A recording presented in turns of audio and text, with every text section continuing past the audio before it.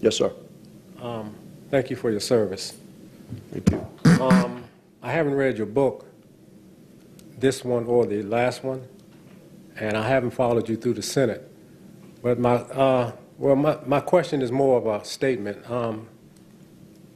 A great one said many years ago that blindness of the eyes was one type of blindness, but blindness of the heart is a worse type of blindness.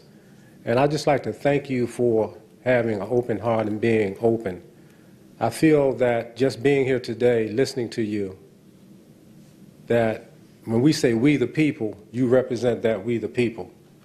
And I feel good about that. And I just wanted to let you know that. Well, thank you very much. And, you know, one of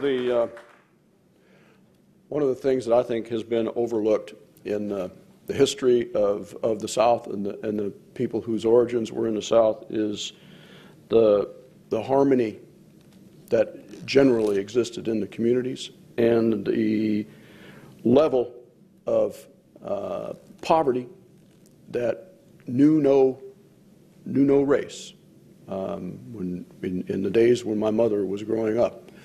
One of the great studies, and I mention it a bit in this book, that explains that era in a way that sometimes we forget, was a study directed by President Franklin Roosevelt in 1936, asking the best minds in America to look at the economic conditions in the South. And it's an incredible document to read, because what you see was that the American South, for a very long time, has always been a three-tiered society, not a two-tiered society. For many, many years, until very recently, it was a veneer of whites at the top, manipulating white and black on the bottom, to be quite frank. In 1936, when my mother's father died, there were 1,800,000 sharecroppers in the South, and 1,200,000 of them were white. And that was the exact ratio, almost, of the percentage between white and black in the South. So I've always felt a harmony with all the people who shared that history, and I think we can bring that back. I think we can do that, and I appreciate your comments. Indeed.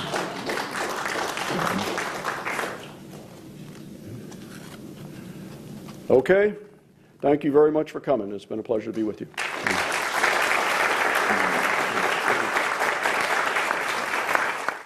For more information, visit James